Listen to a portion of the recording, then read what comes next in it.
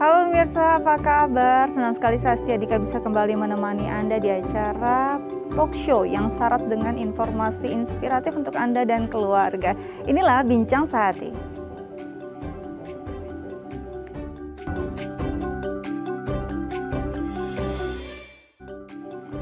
Ya pemirsa, Bincang Sehati bicara tentang kisah percintaan pastinya jadi satu hal yang diinginkan semua orang dengan konsep percintaan yang ideal, harmonis, penuh kelembutan, penuh kasih. Ini pastinya jadi dambaan semua orang ya, tapi ada sebagian yang justru kisah percintaan ini tidak berjalan semulus itu. Bahkan ada yang terpenjara dalam kondisi percintaan yang abusive. Nah, bagaimana sih kita menyadari kalau kita ada di dalam kondisi abusive relationship? Dan apa yang harus kita lakukan? Nah, ini adalah topik yang akan kita bahas mengatasi abusive relationship. Tapi sebelum itu kita juga akan membahas fun fact tentang bagaimana menjaga imunitas dalam keluarga. Ternyata keluarga itu benar ya, adalah harta yang paling berharga karena ini ternyata juga bisa meningkatkan kualitas hidup kita. Nah, bagaimana sih kita bisa menjaga kualitas hidup kita, imunitas tubuh kita di dalam keluarga? Ini fun fact yang pertama. Yang pertama yaitu makan makanan sehat yang seimbang. Nah, kayaknya makan bersama keluarga ini jadi satu kegiatan yang menyenangkan ya, apalagi kalau makanannya makanan yang sehat, makanan-makanan yang bernutrisi. Nah, gimana sih makanan-makanan ini bisa menjaga imunitas tubuh kita? Pilih makanan-makanan yang punya antioksidan tinggi. Ini katanya memang benar-benar bisa menjadi satu booster untuk menjaga kesehatan tubuh orang-orang tersayang dalam keluarga. Selanjutnya, yaitu tidur yang cukup. Nah, tidur yang cukup siapa nih yang suka begadang nih ya? Ternyata ini jadi kebiasaan yang lumayan parah loh. Dampaknya positif itu kalau kita bisa punya kualitas tidur, kuantitas tidur yang juga cukup. Karena selama tidur ternyata metabolisme tubuh kita ini berjalan dengan baik dan ini pastinya akan sangat-sangat baik juga untuk imunitas tubuh kita. Oke, selanjutnya adalah olahraga. Nah, untuk kaum milenial yang sibuk biasanya ini perlu sekali untuk meluangkan waktu berolahraga. Kenapa? Karena olahraga ternyata bisa jadi satu booster untuk imun tubuh. Selain bisa membuat tubuh kita sehat, ternyata psikis kita juga bisa jadi refresh loh setelah olahraga. Dan kalian juga pasti punya body goals kan? Kalau olahraga ini pastinya bisa jadi satu kegiatan yang menyenangkan, plus juga bisa menjaga kesehatan tubuh agar tidak drop. Oke, selanjutnya yaitu adalah kelola stres. Wow, kayaknya untuk kita masyarakat perkotaan, ini sangat-sangat benar-benar bisa jadi masyarakat yang stres tapi nggak sadar gitu ya. Karena dengan mobilitas yang cukup tinggi, kita bisa tanpa sadar ternyata sudah dalam kondisi stres. Dan stres ini ternyata benar-benar membuat imun tubuh kita bisa benar-benar turun, bisa benar-benar down. Perlu self-healing, perlu adanya relaxing. Relaxing ini bisa dilakukan bersama keluarga juga loh. Nah, ini yang penting. Bagaimana kita bisa mengelola stres kita di dalam diri, juga bersama-sama orang yang kita sayang dalam rumah.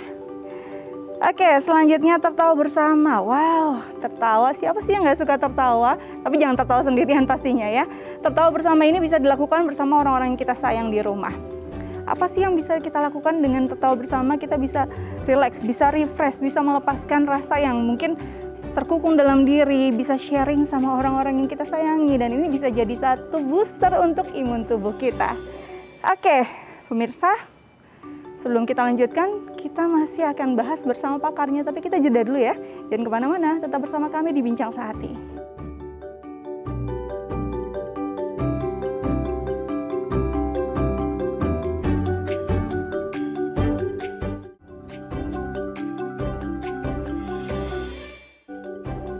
Baik pemirsa Bincang Sehati, kembali lagi bersama kami dan kali ini kita akan membahas tentang fun fact menjaga imunitas keluarga. Kita akan membahasnya bersama Dr.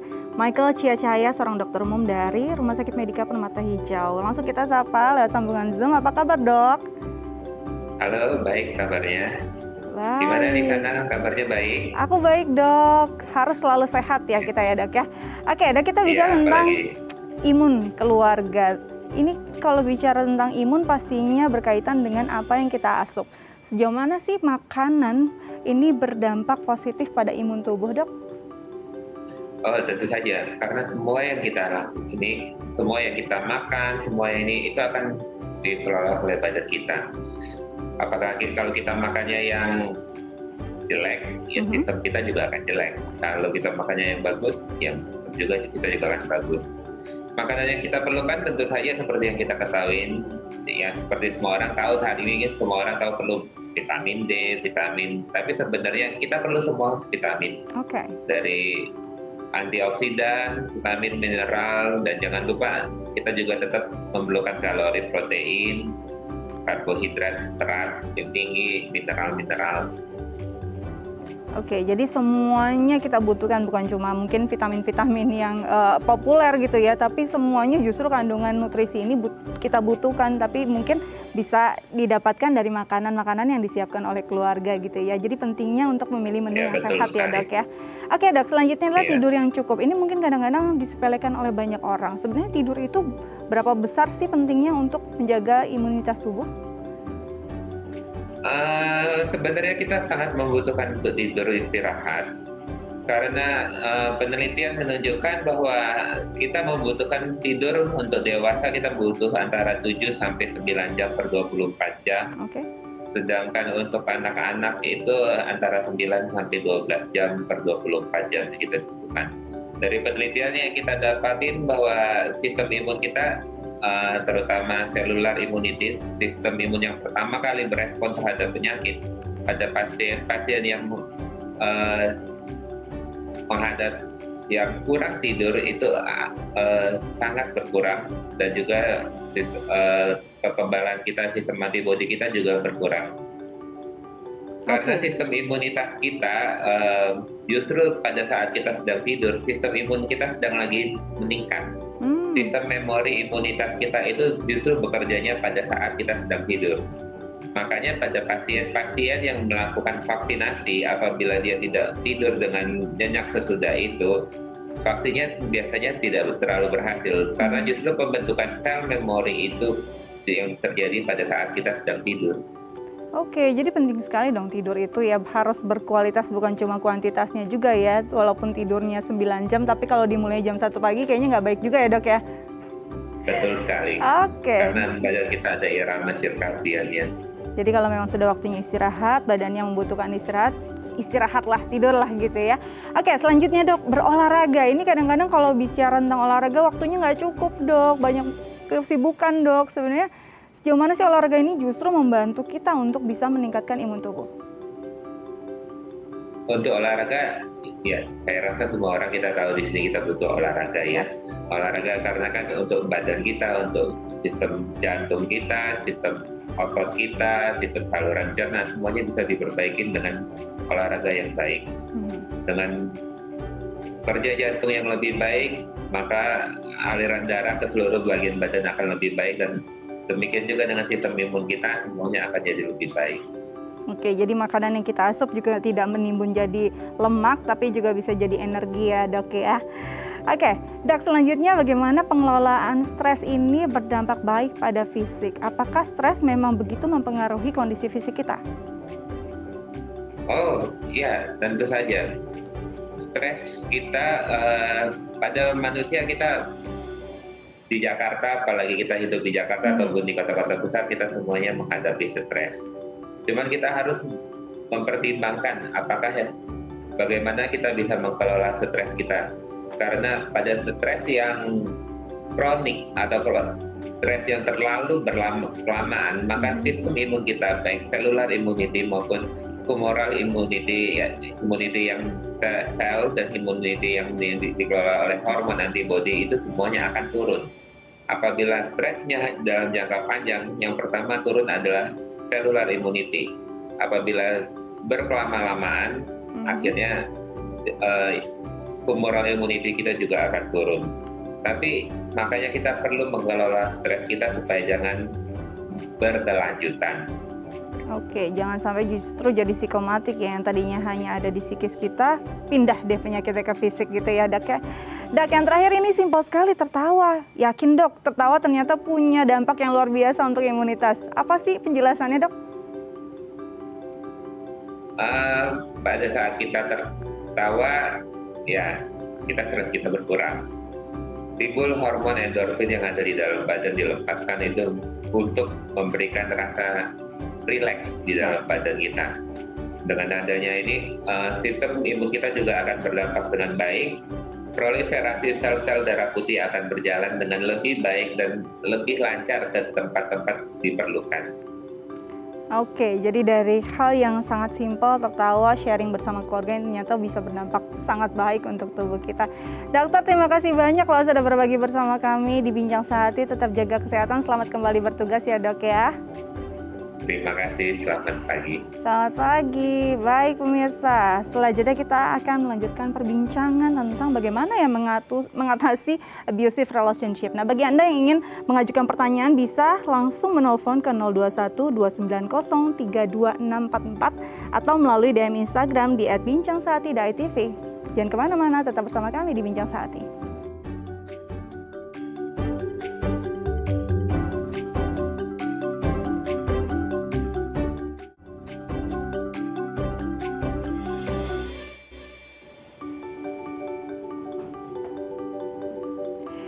Iya, pemirsa Bincang Sehati kembali lagi bersama kami di Bincang Sehati, dan kali ini kita akan membahas tentang abusive relationship. Nah, kita akan berbincang bersama psikolog kita, ada Roro Finandita Utari MPSI, psikolog dari Prima Dita Consulting. Langsung kita sapa. Halo Mbak, apa kabar? Halo Mbak Asia, alhamdulillah kabar baik. Aku panggilnya siapa nih, Mbak Vina? Oh iya, Vina aja. Mbak Vina. Oke, Mbak Vina, ini lagi mungkin jadi sorotan banyak orang, abusive relationship yang akhirnya berujung pada kondisi yang sangat menyakitkan. Tapi sebelum kita bicara tentang kondisi tersebut, apa yang memungkinkan seseorang bisa melakukan tindak kekerasan, tindak menyakitkan pada orang yang sebenarnya harus paling dia sayang? Iya, karena memang mungkin seseorang si pelaku biasanya ini dia merasa bahwa dia punya power gitu ya, dia punya kekuatan, dia punya otoritas, sehingga dia merasa dirinya layak untuk atau merasa dirinya bisa untuk melakukan kekerasan terhadap orang lain. Nah, sebetulnya di sisi ini yang perlu juga dirubah adalah bukan hanya dari sisi pelaku, namun juga dari sisi korbannya sendiri. Nah, kalau kita tadi berbicara mengenai pelakunya, memang dia ada sesuatu yang mungkin dia tutupi atau ada kekurangan yang dia tutupi, sehingga yang dia tampilkan adalah perilaku kekerasan, ya, kekerasan atau penindasan abusive itu tadi. Ya, jadi sebetulnya di sisi pelaku ada kelemahan yang dia tutupi dengan perilaku lain, yaitu perilaku abusive tersebut. Oke, jadi ada kelemahan tersendiri. Jadi bukan berarti dia sebenarnya tidak sayang, bisa jadi dia tetap mencintai pasangannya, tapi ada hal lain yang dia tutupi yang berkaitan justru dengan kekurangannya. Akhirnya tutupi dengan kekerasan tadi gitu ya, agar terlihat lebih power. Oke, Mbak, kalau kita bicara tentang abusive relationship, kadang banyak loh orang yang nggak sadar dia terpenjara dalam kondisi atau hubungan semacam itu. Apa sebenarnya tanda-tanda kalau kita sebenarnya sudah ada indikator nih hubungan kita mengarah pada kondisi tersebut? Ya, tanda-tandanya biasanya kita merasa bahwa lingkungan sosial kita terbatas. Kemudian dari gerak-gerik atau aktivitas kita juga selain dibatasi juga diawasi. Ya, yang pertama adalah dari aktivitas yang terbatas dibatasi oleh si pelaku dan aktivitas yang diawasi oleh pelaku. Ya, contohnya misalnya kita merasa, oh teman kita jadi terbatas ya, kok semuanya jadi serba dikontrol oleh si pelaku ini. Misalnya, oh kamu tadi dari mana, kemana, pulang jam berapa, kemudian teman-teman kamu tadi perginya sama siapa aja, teman-temannya gitu ya. Dan pada akhirnya mengerucut pada pembatasan aktivitas kita dan pengawasan tersebut. Sehingga kita merasa bahwa, si korban merasa bahwa ruang lingkup sosialnya menjadi terbatas. Jadi dia tidak punya akses untuk ke teman-temannya atau sekedar jalan sama teman gitu ya. Karena si pelaku ini begitu mengkontrol kehidupan. Nah, yang berikutnya selain dari segi aktivitas tadi yang memang diawasi dan dikontrol tersebut, juga dari macam-macam abusive tadi ya. Jadi dari kekerasan tersebut, dari fisik, dari psikis, dari ekonomi gitu ya. Apa saja nih kategorinya? Kalau dari fisik, mungkin bisa juga dengan pemukulan atau kekerasan gitu ya, tapi juga bisa dari kekerasan fisik yang berkaitan dengan seksual. Yang berikutnya adalah kekerasan yang dari segi psikis, penindasan, dicemooh, dihina, dikata-katai gitu ya, direndahkan. Kemudian yang dari segi ekonomi ya, dari misalkan kita diperdaya secara ekonomi, dong, kamu yang bayarin dong, pakai uang kamu dong gitu ya. Dan tanpa kita sadar kita merasa bahwa oh, dengan saya bayarin dia terus kan berarti sayang sama dia. Si korban mungkin merasa seperti itu, padahal ini adalah indikator bahwa kita sedang berada dalam kekerasan, di bawah pengaruh kekerasan abusive relationship tersebut.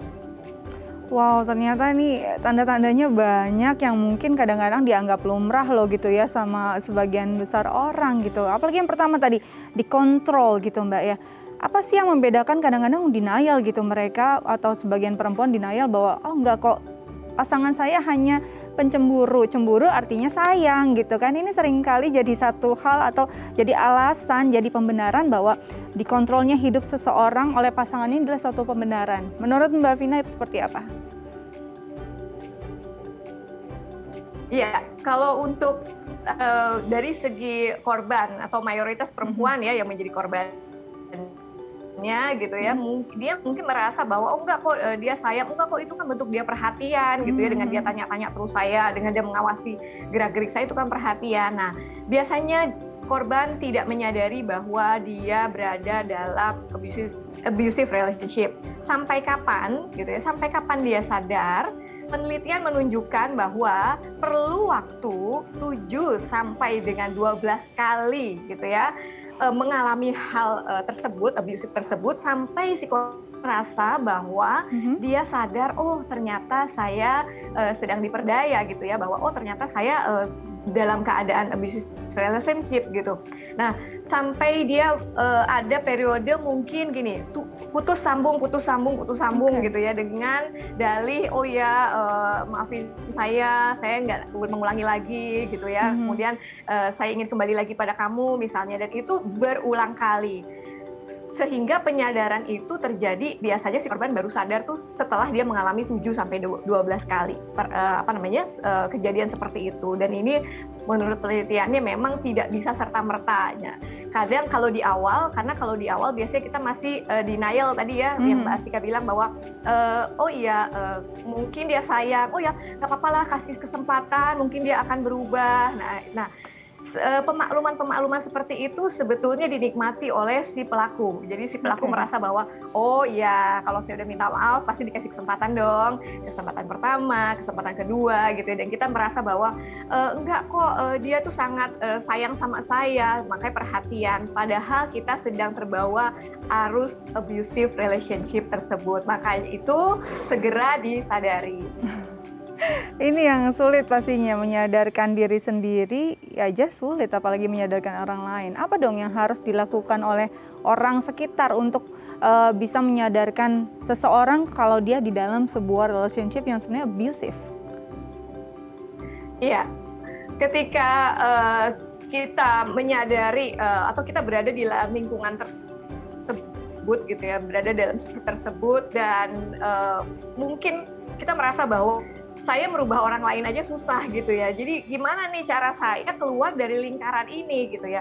Yang pertama harus dilakukan segera ketika kita sadar bahwa kita berada dalam abusive relationship, yang harus kita lakukan adalah membatasi diri dari orang tersebut ya, baik dari kontaknya, durasi pertemuannya, kemudian juga dari interaksinya gitu ya, itu kita membatasi. Yang berikutnya adalah jangan beri dia kesempatan. Jangan beri dia kesempatan, seperti tadi saya di awal sebutkan bahwa kalau ada kesempatan 1, 2, 3, maka ada kesempatan berikutnya. Yang kedua itu jangan beri kesempatan. Yang ketiga adalah kalau kita tahu kita merasa lemah atau kita merasa di posisi desak, kita boleh minta bantuan orang lain Contohnya, kalau kita punya sahabat atau punya keluarga dekat, kita bisa bilang, tolong ingetin saya ya kalau dia hubungi saya lagi, atau kalau saya mau jalan sama dia lagi, tolong kamu ingetin saya untuk saya membatasi diri dari orang tersebut. Dan itu juga bisa kita katakan kepada keluarga, kepada orang tua gitu ya, bahwa tolong kalau dia datang misalnya saya tidak mau terima dia lagi gitu ya. Nah, ini juga bisa dalam bentuk memblokir kontak ya, nomor telepon orang tersebut gitu ya. Memang mungkin bagi sebagian orang berpikir bahwa kan tidak boleh loh memutuskan tali silaturahmi gitu ya, mungkin ya. Tapi dalam posisi ini, dalam kasus ini, perasaan kita itu valid, dan itu yang harus kita pahami, bahwa perasaan saya valid, saya merasa terpojok, saya merasa terhina, saya merasa terdesak, dan saya merasa bahwa lingkungan pertemanan atau abusive relationship ini tidak baik buat saya, dan kita sadarilah bahwa perasaan kita valid sehingga kita merasa pantas untuk memblokir tersebut, karena memang orang tersebut tidak pantas masuk dalam kehidupan kita.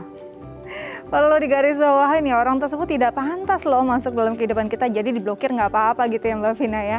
Mbak Vina, kalau bicara tentang tadi bisa berbagi, ini akan membantu sekali, tapi banyak sekali loh mungkin korban abusive sulit untuk berbagi. Apa sih yang membuat mereka sulit? Apakah ada rasa malu, rasa takut? Apa yang harus dilakukan untuk memberanikan diri seseorang mulai sharing dengan orang lain terhadap apa yang dia rasakan? Iya, di awal-awal ketika kita menyadari bahwa saya berada atau saya terjebak dalam hubungan yang salah atau dalam hubungan yang keliru, biasanya kita malu gitu ya untuk mungkin bercerita atau sharing sama orang lain. Tapi memang hal tersebut perlu secara perlahan-lahan kita membuka diri dan bicaralah pada orang yang bisa dipercaya. Contohnya misalkan kalau belum menikah bisa kepada orang tua, atau kalau sudah menikah bisa ke konselor pernikahan, atau ketika misalnya punya sahabat bisa cerita kepada sahabat yang dia percaya gitu ya. Artinya berceritalah sehingga perasaan kita bisa menjadi lebih plong dan kita punya jalan keluar yang lebih baik lagi dan pandangan yang lebih baik lagi. Selain itu juga yang perlu dilakukan adalah sibukkanlah diri kita dengan kegiatan lain. Mungkin dulu kita meninggalkan hobi lama kita yang sudah lama atau yang sudah lama tertunda, belum kita kerjakan, ada pekerjaan-pekerjaan lain karena kita terlalu larut dalam hubungan dengan orang tersebut sehingga kita lupa nih. Nah, boleh kita mulai lagi menjalani aktivitas yang kita sukai gitu ya, sehingga perhatian fokus kita itu beralih pada kegiatan yang lebih bermakna daripada kepada hubungan kita dengan orang tersebut. Yang berikutnya adalah bergabunglah dengan komunitas-komunitas sosial, atau kita bisa juga mengajukan diri menjadi volunteer, di mana kalau kegiatan-kegiatan sosial kita bisa berbagi mungkin dengan grup-grup komunitas ataupun orang-orang yang pernah memiliki pengalaman yang sama dengan kita gitu ya. Untuk apa gunanya? Untuk kita juga bisa melihat bahwa ternyata masalah ini bukan cuma masalah saya, masih banyak orang di luar sana yang seperti saya, atau masih banyak juga orang yang justru lebih parah daripada kasus saya. Disitulah fungsinya untuk sharing ya, untuk berbagi cerita itu tadi, sehingga secara perlahan kita bisa mulai bangkit lagi dan mulai bisa menatap masa depan. Yang terakhir, yang paling penting adalah cintai diri sendiri. Kita layak untuk dicintai ya. Jadi ketika kita ditindas, disakiti, berada dalam abusive relationship, berarti kita merasa bahwa diri kita tuh layak untuk disakiti. Lalu bagaimana kalau saya nggak mau, saya tidak mau merasa, saya nggak mau disakiti, ya berarti harus keluar dari lingkungan tersebut karena kita tidak layak menyakiti. Nah, itulah gunanya self-care itu tadi, harus care terhadap diri sendiri. Oke, self-care, self-love ini yang penting karena kita tidak layak untuk disakiti gitu ya Mbak Vina. Mbak Vina, kalau bicara tentang pelaku abusive sendiri, apakah ada kaitannya dengan gender? Selalukah itu laki-laki atau justru perempuan bisa loh jadi pelaku tindak kekerasan? Ya, berdasarkan penelitiannya memang mayoritas pelaku adalah laki-laki dibanding perempuan, tapi perempuan juga ada yang menjadi pelaku gitu ya. Sehingga ini kalau kita sebutkan abusive relationship berarti bukan cuma kayak hubungan pacaran ya, atau bukan hanya sekedar hubungan suami istri atau juga orang tua terhadap anak, tapi juga relasi hubungan persahabatan, misalnya perempuan dengan perempuan, persahabatan gitu ya. Nah itu juga bisa. Yang penting adalah kita tahu seberapa jauh kita menjadi korban. Misal contohnya, rambu-rambunya adalah ketika 6 bulan, selama 6 bulan berturut-turut kita merasa bahwa kok apa-apa saya ya, kok apa-apa yang bayarin saya ya, kok selalu saya minta dibayarin, selalu minta ditraktir gitu, sayanya yang bayar terus gitu ya, kamu dong bayar, kamu dong yang ini gitu kan, kamu dong yang pesenin, nanti kamu yang bayar. Nah itu berarti secara tidak langsung sedang kekerasan ekonomi itu sedang terjadi gitu. Dan mungkin kita pakai atas nama persahabatan ya, oh nggak apa-apa kan dia sahabat saya yang bayarin, nggak apa-apa. Tapi ketika itu sudah terjadi lebih dari 6 bulan durasinya, 6 bulan berturut-turut, itu harus waspada, berarti kita terjebak dalam abusive relationship. Begitu juga dengan yang psikis. Ya tadi misalnya dicemooh, alah gitu aja kamu nggak bisa, habis kamu gitu sih, misalnya selalu merasa direndahkan, atau misalnya mungkin kita merasa oh nggak apa-apa kan dia bercanda, mungkin dia dorong-dorong saya, tapi kok keterlaluan ya lama-lama gitu ya, kalau bercanda dorong lagi. Nah ini juga perlu diwaspadai. Intinya rambu-rambunya adalah ketika merasa selama 6 bulan berturut-turut dan itu perilakunya sama, berarti kita sedang berada dalam abusive relationship tersebut. Wow, ini menarik sekali loh, membuka mata kita. Jangan sampai ya, untuk kalian para perempuan, para yang mungkin dalam sebuah percintaan ataupun justru pertemanan, ingat-ingat, kita lihat lagi 6 bulan ini, jangan-jangan dia bukan sayang tapi justru abuse sama kita ya. Oke, nanti kita lanjutkan lagi perbincangannya, dan untuk pemirsa yang masih punya pertanyaan mungkin bisa menelpon kami di 0212903244 atau DM ke Instagram kami di @bincang-sahati.itv. Jangan kemana-mana, tetap di Bincang Sahati.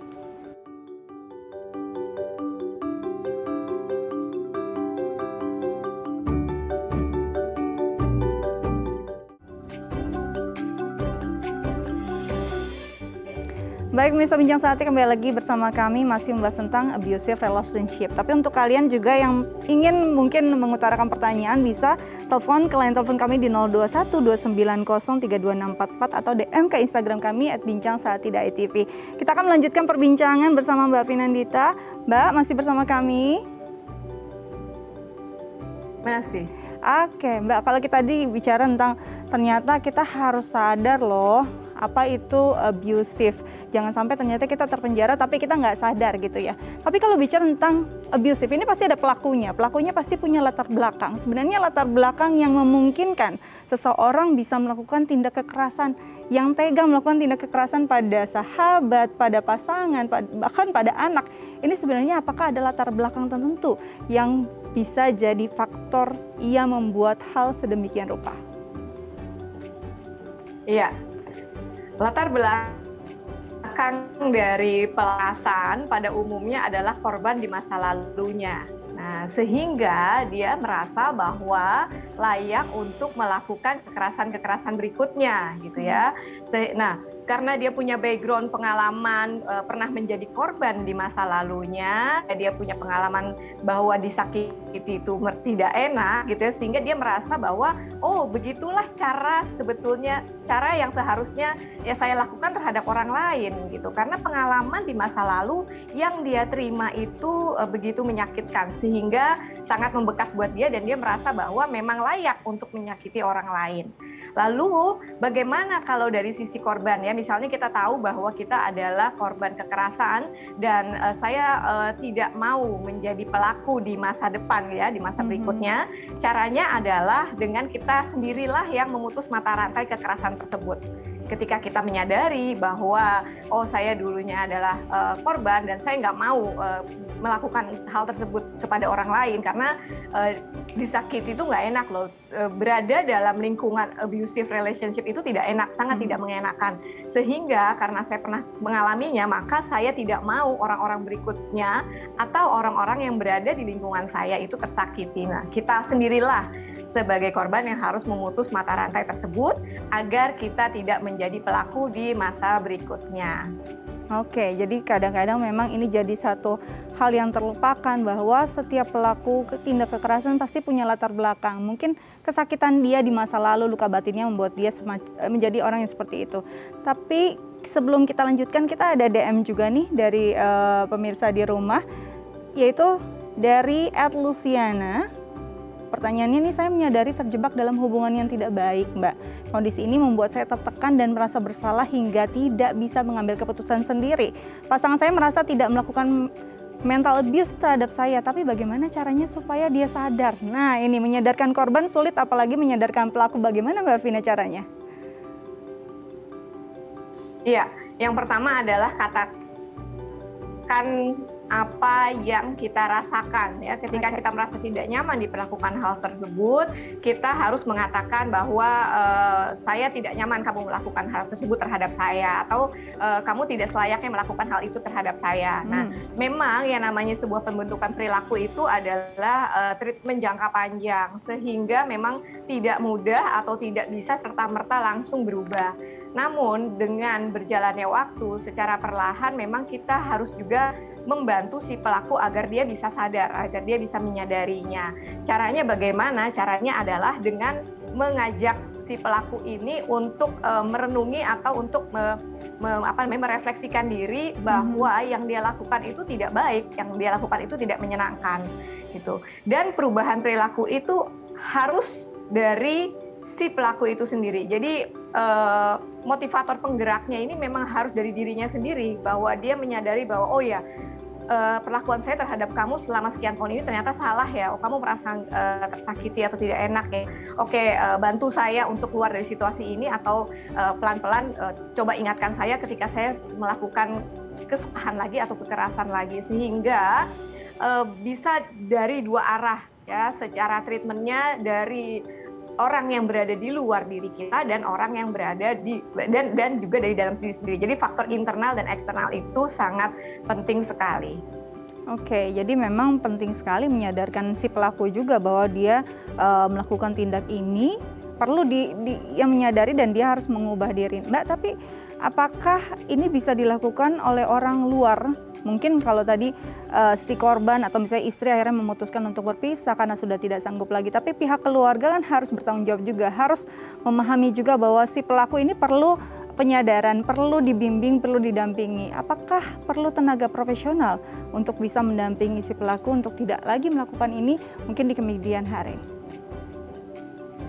Ya, tentunya sangat membutuhkan bantuan pihak ketiga, yaitu bantuan profesional.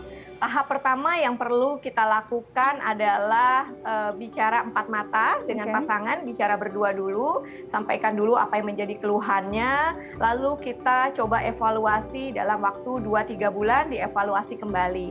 Ketika melewati masa 3 bulan tersebut tidak dapat diatasi berdua saja, maka kita bisa melibatkan orang lain yang terdekat. Kita misalnya ada kerabat yang kita tuakan ya, yang atau memang figur yang memang menjadi panutan di keluarga, ya, atau kita bisa melibatkan orang tua gitu ya, atau sahabat yang memang bisa bersikap netral dan jadi pendengar baik. Lalu kita coba lagi uji cobakan 2-3 bulan lagi apakah ada perbaikan atau tidak gitu. Kemudian ketika sudah menjalani hal tersebut kurang lebih 5 sampai dengan 6 bulan dan tidak menemukan titik keterang, jalan keluar, ataupun tidak ada solusinya, atau bahkan jadi semakin buruk keadaannya, maka kita juga perlu untuk memikirkan kesehatan mental kita dan keluarga kita. Jadi bukan hanya diri kita sendiri, tapi juga kesehatan mental dari keluarga yang berada di sekitar kita gitu ya, lingkungan kita. Nah, titik tersebut maka kita sangat membutuhkan bantuan profesional. Oleh sebab itu bisa datang ke konselor pernikahan, ke psikolog ataupun ke psikiater untuk dilakukan treatment lebih lanjut. Oke, jadi kalau memang dirasa butuh gitu ya ke tenaga profesional, segera lakukan, karena belum tentu luka batin yang didiamkan ini bisa jadi luka batin berkepanjangan, justru bisa jadi dia jadi pelaku di kemudian hari. Mbak, trauma dari kondisi kekerasan dalam sebuah hubungan ini sebenarnya seberapa parah sih bisa dirasakan seseorang? Apakah memang tergantung tindakan abuse yang ia terima selama dalam kondisi atau selama dalam relasi?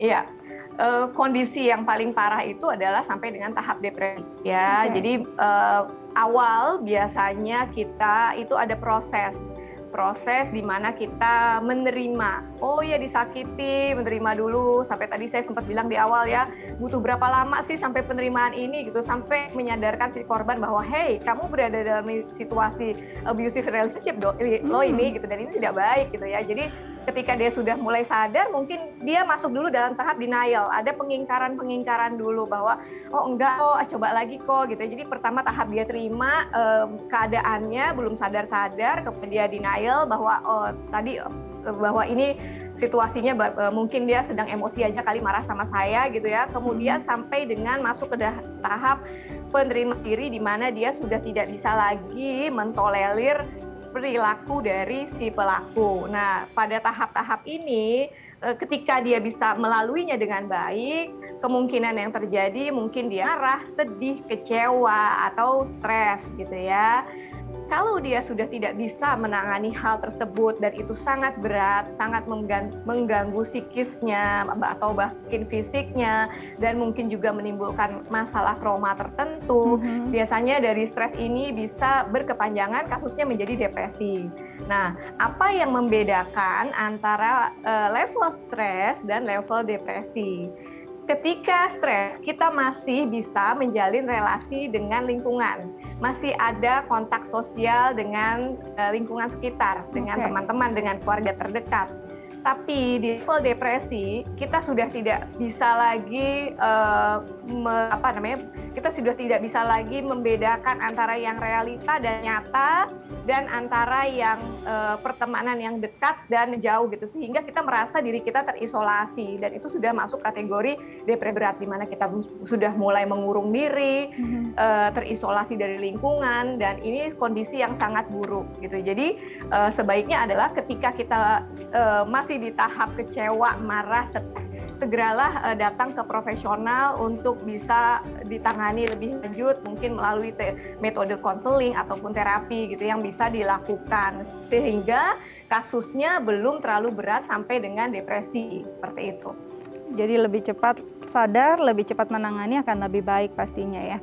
Mbak Vina, kalau bicara tentang kekerasan, pasti impact-nya tadi Mbak Vina sendiri bilang bukan hanya si korban loh, circle-nya juga pasti punya dampak tersendiri. Apalagi kalau ini yang punya dampak tidak langsung adalah seorang anak. Sejauh mana anak ini butuh healing pasca mungkin melihat kekerasan yang diterima oleh ayah atau ibunya?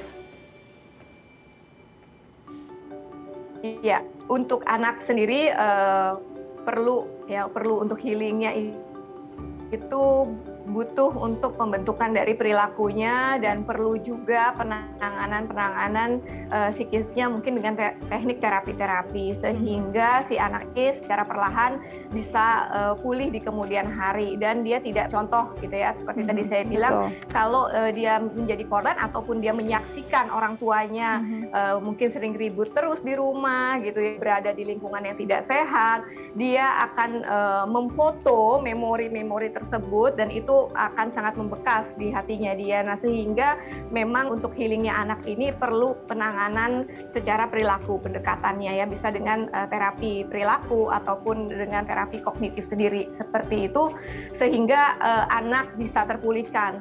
Namun sebetulnya bukan cuma sisi anak nih yang perlu untuk ditangani, tapi juga satu keluarga itu harus ditangani, sehingga pendekatannya bisa lebih kepada family therapy. Nah, bukan hanya artinya menangani anaknya atau menangani korbannya saja, si ibunya misalnya ya, pelakunya adalah ayah misalnya, bukan hanya dari si korban, tapi juga si pelaku juga perlu ditreatment juga, seperti itu, dengan catatan pelaku menyadari perbuatannya dan dia ingin berubah. Nah, sangat penting sekali bahwa motifnya itu adalah dia ingin berubah yang berangkat dari diri sendiri, sehingga akan sehat mental satu keluarga itu. Oke, jadi memang ini dampaknya luar biasa dong ya. Dan untuk para pelaku abusif Please sadar karena impact-nya luar biasa, bukan saja pada pasangan kalian atau sahabat kalian, orang di sekelilingnya juga bisa terkena dampaknya, bisa stres, bisa depresi. Oke, nanti kita lanjut lagi Mbak Vina ya, tapi kita harus jeda dulu. Untuk pemirsa juga yang masih mungkin ingin melayangkan pertanyaan, masih bisa nelfon kami di 0212903264 atau melalui DM Instagram kami di bincangsaati@dai.tv.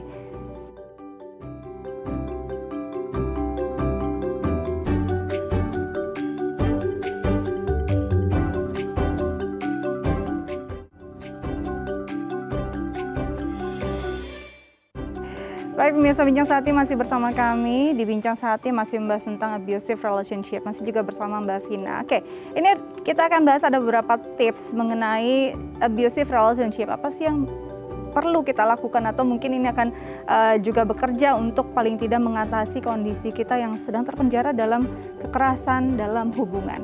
Oke, yang pertama adalah hindari banyak memberi kesempatan. Ini mungkin adalah tadi pernah sempat disinggung sedikit oleh Mbak Vina bahwa terlalu sering memaafkan, bahkan sampai 12 kali baru sadar. Ini luar biasa gitu ya Mbak Vina. Jadi sejauh ini memberi kesempatan terlalu sering itu bukan penyabar, justru bisa jadi perilaku yang cukup bodoh begitu ya Mbak? Iya, betul sekali. Kita mungkin di awal merasa bahwa kasih pemakluman gitu ya, tapi sampai seberapa lama? Nah, sebaiknya memang kita beri kesempatan 2 sampai dengan maksimal 3 kali. Setelah itu tidak ada perubahan, ya tinggalkan. Oke, jangan sampai 12 kali tadi ya, seperti baru sadar ini kayaknya sudah babak belur mukanya, sudah banyak luka batin yang dia terima untuk dia dan juga orang sekitarnya. Oke, selanjutnya itu mencintai diri sendiri. Ini self love kayaknya lagi banyak jadi perbincangan ya. Sebenarnya mencintai diri sendiri yang seperti apa nih? Jangan sampai terlalu justru meninggikan ego kita itu dibilang mencintai diri sendiri. Sebenarnya mencintai diri sendiri yang bentuknya seperti apa yang bisa menghindari diri kita terjebak dalam abusive relationship. Iya, mencintai diri sendiri yang memang seutuhnya dan memang seimbang. Kenapa perlu seimbang? Karena dalam sebuah hubungan itu terdapat 2 orang ataupun lebih gitu ya, sehingga harus juga memberi dan menerima. Nah, ketika kita memang berada dalam lingkungan yang kurang baik, kita mulai perhatikan lagi diri kita, apakah yang kegiatan setelah lama saya tinggalkan mungkin sudah bisa kita jalani kembali, ataukah memang kita selama ini kurang mengurus diri karena kita mungkin terlalu terlena dengan hubungan kita yang sebelumnya. Nah, itu kita mulai bisa mengurus diri kita kembali, sehingga ketika kita mulai menyadari, maka kita perlu untuk tetap menjaga kewarasan jiwa atau kesehatan mental kita dengan lebih baik lagi, dan itu sangat membantu pemulihan untuk lebih cepat. Nah, contoh lain adalah misalnya kita melakukan me time, apakah sekedar ke salon ataukah sekedar misalnya ke tempat kopi misalnya ya, atau misalnya kita jalan sendiri ataupun dengan sahabat, sehingga kita bisa mulai melupakan kejadian-kejadian yang telah lalu. Dan yang terpenting adalah hargai diri sendiri. Jangan lupa misalkan setiap mau tidur kita balas self talk ya, bicara sama diri sendiri sebelum memejamkan mata. Ini bisa menjadi self healing juga ya. Kita bisa mengatakan pada diri kita sendiri, terima kasih badanku yang telah menemani aku bepergian hari ini. Terima kasih kakiku, mungkin sambil kita pegang kaki kita yang telah menemani saya berjalan hari ini. Terima kasih tanganku yang telah membantu saya bekerja hari ini. Dan hal-hal simpel semacam ini itu yang bisa membantu proses penyembuhan menjadi lebih cepat, dan juga bisa dilakukan dengan dibarengi dengan memasang musik relaksasi menjelang tidur. Kemudian kita bisa self talk ya, berucaplah terima kasih terhadap diri sendiri. Luar biasa, ini yang kayaknya sering terlupa nih sama kita ya, mengucapkan terima kasih pada diri sendiri. Kadang kita ingin mempercantik diri, kita ingin terlihat baik itu untuk orang lain, padahal saya cantik, saya sehat untuk diri saya sendiri. Begitu ya Mbak Vina ya? Oke, selanjutnya jangan menolak dukungan dari orang-orang terdekat. Ini yang sulit, kadang membuka diri aja susah gitu ya untuk menceritakan apa yang kita alami. Ada rasa malu, ada takut dijudge oleh orang lain, atau apalagi bisa jadi disalahkan oleh orang lain. Bagaimana caranya kita bisa membuka pikiran kita untuk kita menerima saran dari orang lain? Ya, biasanya kita merasa takut atau merasa malu untuk mengalami kegagalan, atau kita merasa malu ketika kita harus mengakui bahwa saya gagal kali ini gitu ya. Tapi sebetulnya hidup ini kan adalah yang menjalani diri kita sendiri. Kita yang tahu apa yang kita rasakan, sehingga it's okay kok gitu ya. Tidak masalah kok kalau untuk mengatakan bahwa oke, kali ini saya gagal, atau oke, berada dalam keadaan terpuruk, tapi next suatu saat nanti saya akan menjadi lebih baik dan saya akan bangkit. Nah, secara perlahan juga bukalah diri terhadap orang lain, sehingga kita punya pandangan ya, buka diri terhadap orang lain, buka diri terhadap pergaulan ataupun pertemanan, circle pertemanan yang berbeda, ataupun juga kita bisa berbagi dengan komunitas dan dengan keluarga terdekat. Nah, dengan demikian kita mulai mengalihkan fokus kita tadi terhadap hal-hal dari hal yang negatif ke hal-hal yang lebih positif. Oke, ini luar biasa. Yang terakhir mungkin memberanikan diri. Ini singkat saja Mbak, memberanikan diri untuk melawan atau memberanikan diri untuk menunjukkan sikap kita tidak mau disakiti? Oke, kita harus berani menunjukkan diri bahwa saya layak untuk diperlakukan dengan baik ya. Mohon maaf, kamu tidak bisa melakukan penindasan terhadap saya. Jadi bersikaplah tegas, katakan bahwa apa yang kita suka dan katakan apa yang tidak kita suka. Pembentukan perilakunya adalah pujilah dia ketika dia berbuat baik, dan memang bersikap tegaslah ketika dia berbuat buruk, sehingga dia tahu konsekuensi apa yang dia dapatkan ketika dia berperilaku buruk terhadap kita, yaitu mungkin pemblokiran atau penolakan dari kita. Jadi memang sikap tegas itu sangat diperlukan. Oke, tegas untuk melawan, tidak mau disakiti, memberikan sikap kita untuk menjadi orang yang dicintai. Mbak, terima kasih banyak Mbak Vina sudah berbagi bersama kami di Bincang Sehati. Tetap jaga kesehatan, selamat kembali beraktivitas. Baik pemirsa Bincang Sehati, semoga hari ini semua informasi yang kami berikan bisa sangat-sangat membantu Anda, sangat-sangat memberi insight untuk Anda. Kami harapkan begitu ya. Jangan lupa untuk selalu menyaksikan kami dari Senin sampai Jumat live jam 10 pagi hanya di DAI TV. Dan bagi Anda yang punya kritik atau saran bisa disampaikan melalui SMS ke 088981005000, atau bisa juga bergabung di Facebook, Instagram, dan YouTube kami di Bincang Sehati DAI TV. Saya Setia Dika pamit undur diri, sampai jumpa.